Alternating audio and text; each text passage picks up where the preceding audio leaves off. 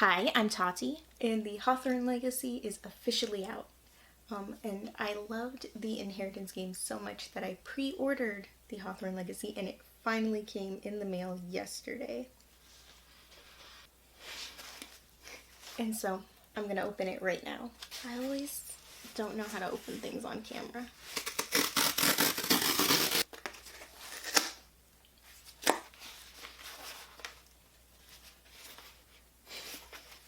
It's so pretty, first of all. Look at that. It's so pretty. And I did pre-order it from Barnes & Noble, so I got the Barnes & Noble exclusive edition, and I don't really remember what makes it an exclusive edition. I think it has bonus content. Don't spoil myself. Yes. Bonus scenes. So yeah, I am really excited to read this one, and I thought it would be fun to do a reading vlog for it, and I think I am gonna quickly reread, maybe just reread the Inheritance games first. So I will be back when I have time to start reading. Hi, so I'm back, and I thought that I would kick things off, sort of, by telling you a bit about the Inheritance games. So the Inheritance games is about Avery, who is a teenager who is left a very large inheritance by someone she has never met. The only catch is that she will have to move into this person's mansion with their family, who has basically been disinherited. And it is full of riddles and puzzles that must be figured out in order to clear up the whole mystery of why she was left the inheritance in the first place. And this is by Jennifer Lynn Barnes, who is one of my favorite YA mystery writers. I absolutely loved this book. When I first read it, I gave it 5 out of 5 stars. And that's why I was so excited for the sequel to come out that I pre-ordered it, which I almost never do. So in this vlog, I'm going to be rereading this first book and then reading the second one, and I will be sharing my thoughts as I read. So I'm going to start rereading, I guess.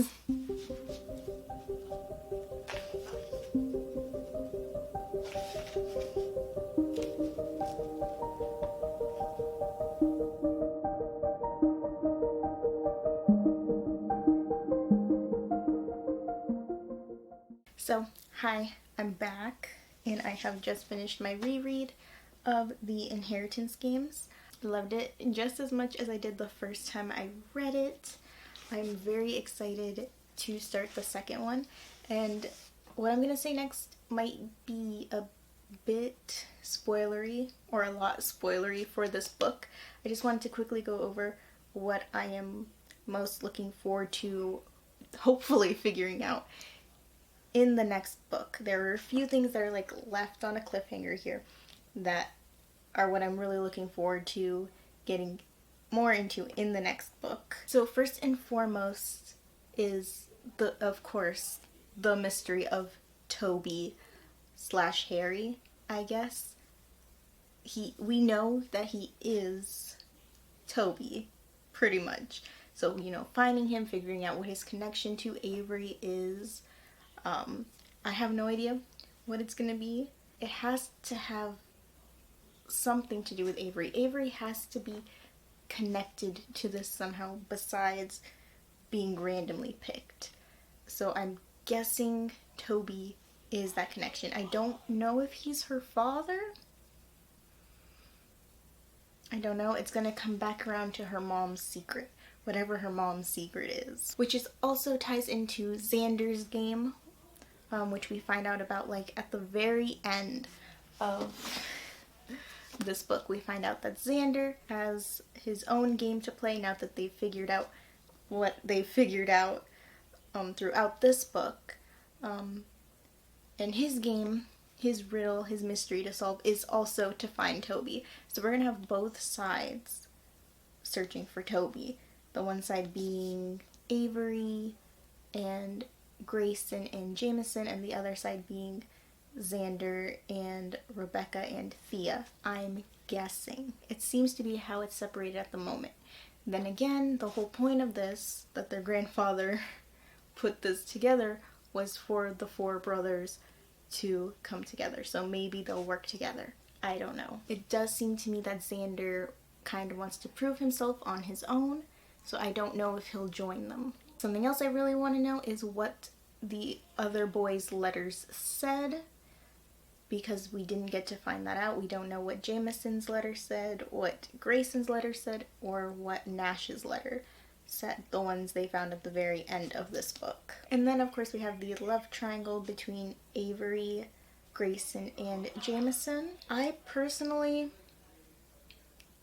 think it's gonna end up being Avery and Grayson. I just felt like there was more emphasis on Grayson maybe in this book. Him and Avery seemed maybe to click more. They were more alike. And basically the only reason it's not Avery and Grayson at this point is because Jameson seems to already like Avery and Grayson doesn't want another girl to come between them. So I just feel like it's leaning that way. Now this is only the second book in a series that's going to have at least 3, so there's no way the relationship stuff will all get figured out in the next one. Also, something I am just personally really hoping for is to have more Max in the next book. I would really love it if she like came to Hawthorne House. I don't know if that's going to happen, but I really love Max as a character. I would really like for Avery to have more people on her side, so to speak, because right now it's only her and Libby, basically, from her old life. So I would really like for Max, her best friend, to be just more in the story. So all of those spoilery-ish things having been said, I really enjoyed rereading this one. I would keep it at its 5 out of 5 star rating that I originally gave it the first time I read it. And I am really, really looking forward to jumping into this one, the Hawthorne Legacy. So I'm going to do that actually right now. So a super quick update because I don't really have any time right now. But I just got to about chapter 30 and Max has shown up at Hawthorne House. Super exciting. Alright, so another quick update. I just finished chapter 56 where they find a snake in Avery's closet. And I know she thinks it's the Laughlins who are doing it, and I really, really think it's Millie. She has something going on with Nash, or like she like likes him. And I don't know if it's out of loyalty to him that she's against Avery or what, but I really suspect her. I really think it's her. Hi. So I finally finished The Hawthorne Legacy by Jennifer Lynn Barnes, and it was really, really good. I gave it 5 out of 5 stars, just like I gave the first one. At first I wasn't sure I was going to like it as much as the first one, especially because it's a middle book in the series, which are not always my favorite. But this one definitely held up. It had a lot of surprises, and I definitely cannot wait to read the next one, the third one, which I think is the last one. I'm not entirely sure if it's a trilogy or if there's more to the series, but I cannot wait to see where the story will go from here. Now, for some specific points of what I liked, this is kind of spoilery, heads up. So, Hannah and Harry's love story. I love it so much. Like, I feel like I could read a book about their story, which I love because they're sort of side characters in this one, but they're so well done and their story is so interesting.